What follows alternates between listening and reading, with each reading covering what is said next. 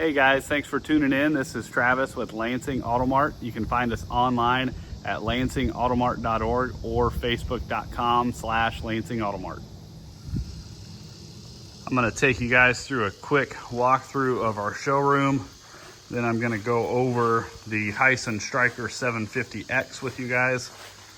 Just kind of want to show an update of what we got in stock. We did get another truckload of Hammerhead goat carts in stock, and we are always getting more UTVs in stock as well.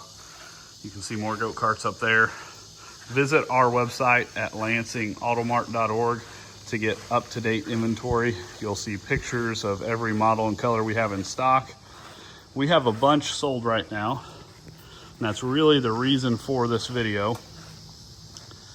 This one here on the end is a Stryker 750X that we built for a customer. We added a bunch of accessories.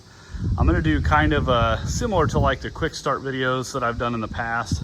You can definitely see more in detail going and watching my test drive videos. I'm not gonna test drive today.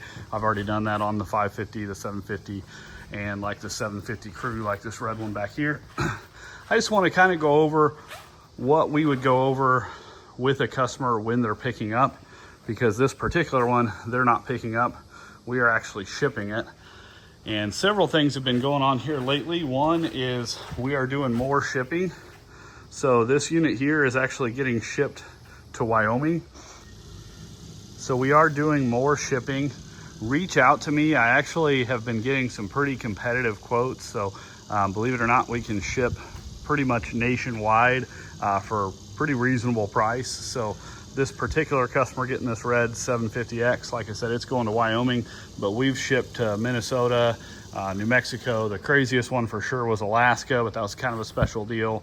But we can definitely help you out if you're not near us and there isn't a dealer near you. We can build it how you want it. This particular one, we added a 72-inch snow plow. We added a soft enclosure, rear view mirror, and a heater. So I'm going to show you how all that stuff works, show you where everything on this machine is. I also want to tell you guys about a couple exciting new things with our website. If you go to lansingautomart.org, that always shows all of our inventory. There's a little button on there at the top kind of center that says parts. We now sell parts and accessories. We don't have a ton on there yet, but if you click on that, it actually takes you to our new website for parts and accessories, which is lansingUTVparts.com. So I'll have that link shown on the screen here. But if you are looking for something and there's not a dealer near you, we can help you with shipping on that. Another thing I want to make you guys aware of is a new group, facebook.com/groups/Hisun Stryker UTVs. I'll have a link to that as well. We just started that group here literally a few days ago, so there's not a ton of members on there now, but it's a little broader than any of the other groups out there that go over these models. So this would go over the 550, the 750, and the 750 Crew on both the Hisun Stryker side and the Axis XS750 or X550 side as well. So go check that group out, join it. I'll be posting information on there, but I really want people to post their experience with these models on there. Specifically these models. So there's plenty of other groups for older machines, but the new Hisun Strykers and Axis series, I just want to do where people go on there, share their experiences, show what kind of accessories they're putting on theirs, and then like I'll be on there, some other dealers might be on there, so we might be able to answer your questions or help you out if you need anything. So please go check out that group. Now let me show you this machine here. I'm going to start with the dump bed. Basically push this towards the rear and lift, and it's got a little gas shock that assists lifting it, but it's got that handle on either side. You just push it that way and it unlocks there. You can pull down from here, but it's fairly heavy. I like to grab this back corner and rock it forward. That makes it a lot easier. This is the soft version of the enclosure that Hisun has. They also have a full hard enclosure and a hard enclosure with sliding window. The way this one works, it's got a zipper on either side. You can unzip that, You can roll this up into like a tube, and then you actually have these straps on the inside that would go around and connect here and there. So then you would just have that, and you'd have an open window when it's hot outside, but it's real easy to unroll, zip back up, you know, when it's cold or rainy or whatnot. One thing we do different, if you buy this from most dealers or direct from Hisun, this flap is going to be a little bit longer, and it's going to come with Velcro that would go on the body. We actually install these marine snaps, so kind of like what you'd see on a boat. I just think they look a little better, and they're not going to get dirty like the Velcro is going to have stuff stick to it. So we just think that's a little cleaner install. So here's what it would look like all rolled up, secured with those straps.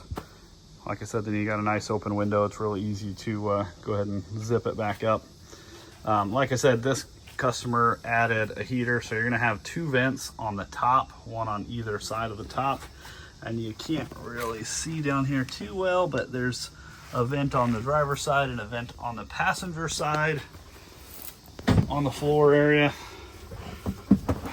Like I've shown in the past, to start these machines, push the ignition button one time, and that's going to get the screens turned on.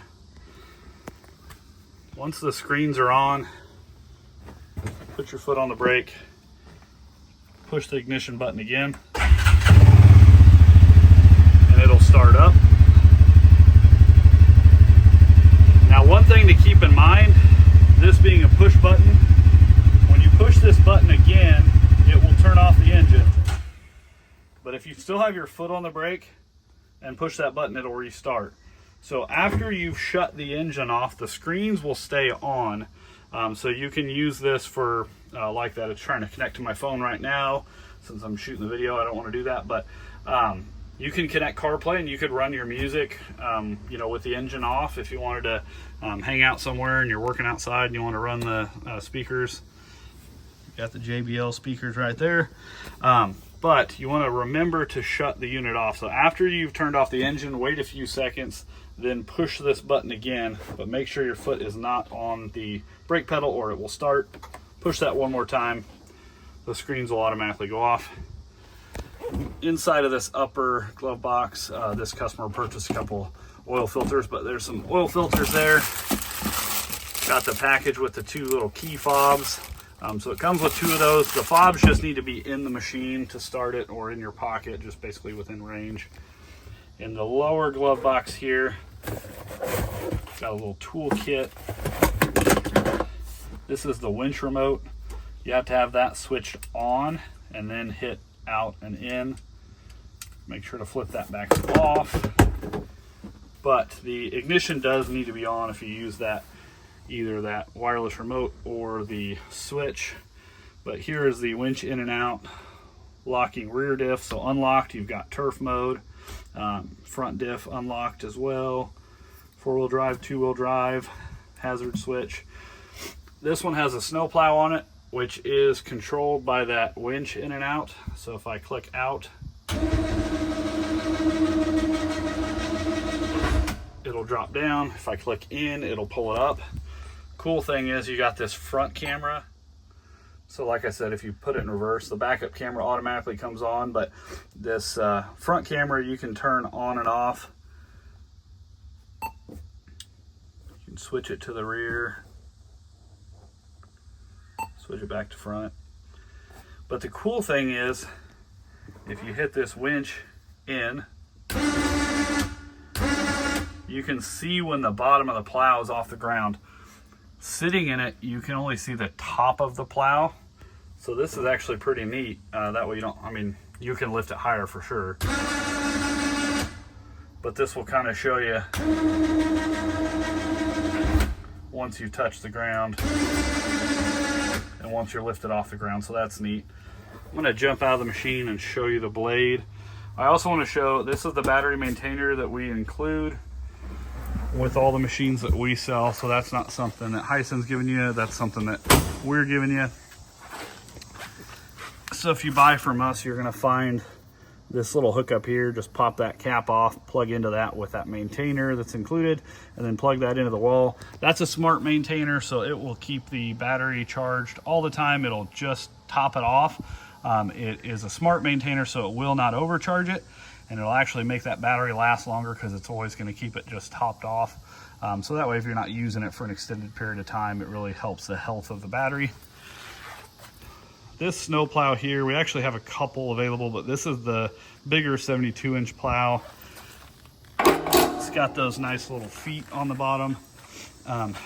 The way we have it hooked up is we added this little snatch block there that allows you to run the winch up to this strap, and that way you're lifting more than you're pulling, which is going to basically extend the life of that winch, because you're not going to be asking the winch to pull a lot of force.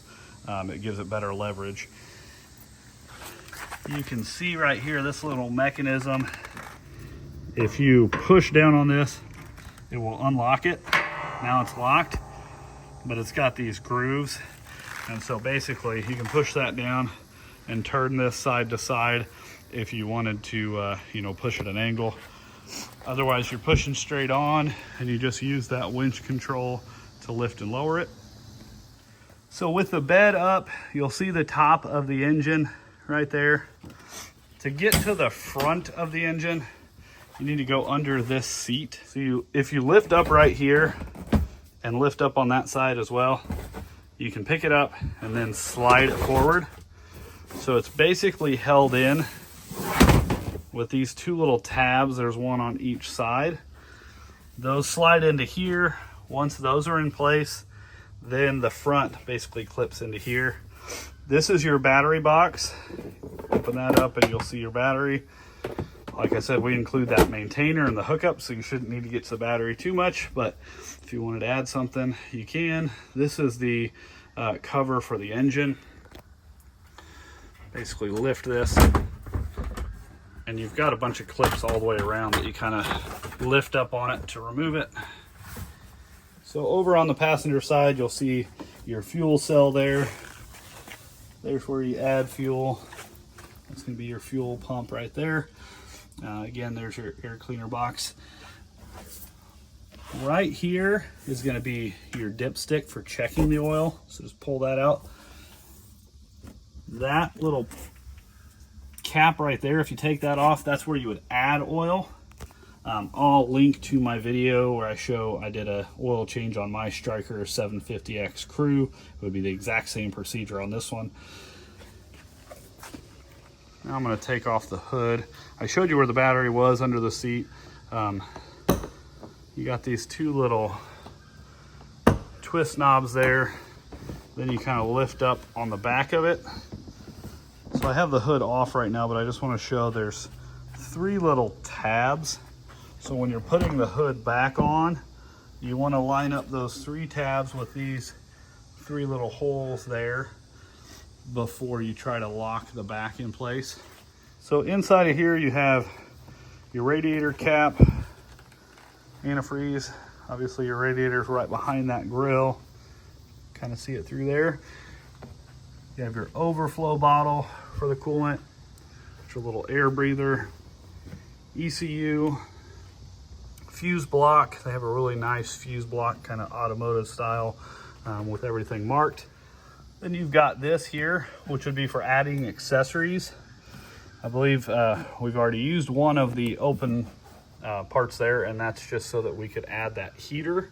But if you wanted to put a light bar or any extras, LED whips or anything like that, whatever you can think of to put on your side-by-side, that's pretty cool that they give you a place to plumb into and put fuses. So nice little junction box there, and then you got your standard fuse block right there. I'm gonna go ahead and put the hood back on. The hood back on, you just twist both of those. Like I said, once you've got the front lined up and have those little tabs in those holes. I'm gonna jump inside of it and show again the gear shift and starting procedure. One other thing I wanna go over is these doors. I've said in a previous video, this is a super nice half door. because it's got a mechanism to kind of hold it in place. Most UTV doors kind of just flap in the wind. This one, like as you put it in a setting, it'll actually stay there. I don't know if you can see what I'm talking about, but it's pretty solid. That does make it like a little heavy feeling shutting it. And the way this door shuts, I would recommend shutting it fairly hard. If you shut it soft, it won't completely seal. But if you shut it firm like that, and this one's got the upper enclosure, you can see it even comes with a weather strip when you add that. And so it actually shuts and seals pretty well. Little door handle right there. You just pull that and then use this handle to open it or to shut it. But you can see when you get that soft enclosure, we add this weather strip from Hisun that comes with that kit. And then shut, it actually seals up pretty well, especially for a soft enclosure. Most soft enclosures don't have, you know, quite that level of, you know, closing. So that's pretty nice. These doors, you know, they're not automotive doors, so they don't fit just exactly perfect. They're not going to be, the fit and finish isn't a car, but you will find in your owner's manual that you can actually adjust the door. So if your door isn't opening super easy, they really aren't that hard. Now, a lot of people don't like, they feel like this door handle, like you're pulling it too far. It's not. You just pull it right past there and it'll pop right open. Now, you don't have to yank on this handle to open the door, obviously, once you've got that latch to release. But once you get used to these door handles, actually the doors and the handles, they work pretty well, especially if they're adjusted well. But there is adjustment to them if yours is just super difficult. I've had that complaint from people that have watched my videos in the past. So I would just recommend looking in your owner's manual and seeing about adjusting that. We do that as part of our pre-delivery inspection to get them to open and shut, you know, better maybe than they originally come in. We try to get them to, you know, where they're working as they should. One thing I wanted to show, you do have a few knockouts over here for adding switches. Obviously you got all your factory switches over there, but this is where we add the heater switch. So this is the factory heater option that we added, but you've got a low and a high. So this one, basically you don't have temperature control, it's just on or off. So you just have control over the fan speed. So if you flip it on low, you'll hear the fan kick on. Turn it into the middle position and it goes back off. Flip it up there to go in the high position. And like I said, you've got those 4 little vents. You definitely want to run the machine. So I would really even start the machine, run it, put it in gear and start driving. And then turn on your heater. So you basically need to give it a few minutes. It's not the size of a, you know, car engine. It's still a, you know, smaller engine. So you want to warm it up. So with it running, you'll see obviously over here, this is fuel. So it shows we've got that one basically full. Over here is going to be your temperature gauge. So this is all grayed out right now because I just started this. It's completely cold. So it'll start to climb and get up towards the middle there. When it's down here, you're not going to get any heat, so I wouldn't even turn that switch on until you've driven it around and get the engine up to temperature. I've went over this in several videos already. The gear shift on this takes a little getting used to. It's going to show you're in park. You have to put your foot on the brake, put it in reverse, neutral, high, and low. Like I've explained before, if you go driving around on a hill or you're in any kind of bind and you have trouble getting at that last little bit into park and it shows that little red line that just flashed across there, if you leave that where it shows the little red line, eventually it'll give you an error message on the screen. I've done a whole video on that and explained that that's normal. It's basically just telling you you're not in gear. But the easiest thing to do is shift down to low and go all the way up in one sweeping motion into park to get at that last little bit and make sure it's locked in place. Another dealer did a video where they explained like your car on a hill, you know, and you're in park and you put it in reverse or drive, you get that big bang where it, you know, pops in or out of park. This doesn't have that mechanical advantage, so I'll give credit where it's due. That was Justin Krebs that made that video. He did a great job explaining, better than I have in the past. But like I said, I like to take it from low all the way up into park in one sweeping motion with your foot on the brake. That's best practice. But then also just understand that it does not have that mechanical advantage like Justin was explaining, like your car does. So it's not going to be as precise a gear shift as a car, so it may take a little getting used to, but once you get used to it, it's fairly easy to operate. You do also have that park brake down here, and to release that park brake, you just push down firm on the regular brake. If you have that set, you can actually push down and it'll let you put it in gear and drive, but you have to push down hard to release that parking brake. So over on this screen, obviously that screen's going to show all your pertinent information when you're driving, speed and all that, what gear you're in. I'm not hooked up since I'm using my phone, but you'd click CarPlay. If you've already been hooked up to the machine, it'll automatically hook up the CarPlay. You do have a radio tuner. I will say these don't get great reception since it has like an internal antenna instead of like a car where it would have an external antenna. With that said, I like Bluetooth the best, so I would just use CarPlay. You got your front camera, fault codes, trip. The fault codes, if you had a code show up over here, it would show up and say what it was, but you can actually go here and look through the codes. So that's pretty nice that you don't have to have like a scan tool like most cars or UTVs. If they have a code, you got to take it to the dealer to even read the code. You do have this little arrow button here. If you click that, it'll pull up more information, but the big thing, you can switch to like the reverse camera or front camera from here as well. Like I said, when you put it in reverse, it automatically turns on the backup camera. But I do want to show this setting tab is important. I've shown before, this isn't super intuitive. There's system setting, display, audio, Wi-Fi, Bluetooth, camera. But if you don't push down on one of those and you just swipe up, you'll get more options. So unit standards is important, because then you can switch it from miles to kilometers or vice versa, and Celsius to Fahrenheit. We try to remember to switch all of ours to miles, but if yours are, if you get one from a box store, from a dealer, it doesn't do it and it shows its kilometers right there, just go in here and switch it to, from kilometer to mile. Same thing with if it's on Celsius, Fahrenheit. If you go back here and go up, the first time you hook your phone up to do the CarPlay, if you're going to use that, make sure the connection is on, and then you can click pairing and go through and your phone will, find it and connect. Then you won't have to go through that settings, and that will be blue instead of white. You'll be able to click that, or like I said, the first time you start it, it'll automatically connect if you've done it before. I think I went over the switches already, but I do just want to reiterate, you want to drive it for the most part unlocked rear diff pretty much all the time. That's going to be like turf mode. Unlocked front diff pretty much all the time, and really I drive them in two-wheel drive all the time. If you're pushing snow, I'd lock it, lock it into four-wheel drive. Honestly, front diff, that's going to be like rock crawling mode. So locking the front diff, I would say most of our customers and myself probably are never going to need that, but it is an option. If you lock that rear diff, it'll drive more like the 550, where it's got a solid rear end, and so your tires are going to chatter if you turn on asphalt or concrete, or it'll tear up the grass. So that's why we call it like turf mode. So you want to make sure these three switches and switching from low to high, you only do that when you're stopped. So you don't want to be rolling and lock or unlock four-wheel drive or the diffs, or switch from low to high. You always want to come to a complete stop.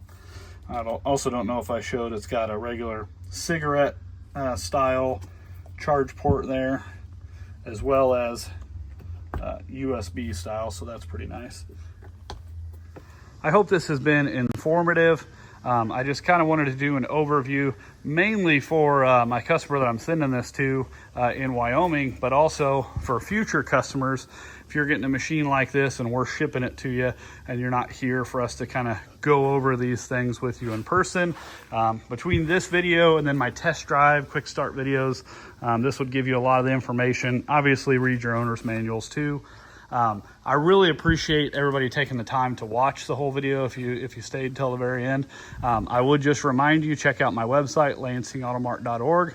Check out our parts site, lansingutvparts.com, and please join that Facebook group, facebook.com/groups/Hisun Stryker UTVs.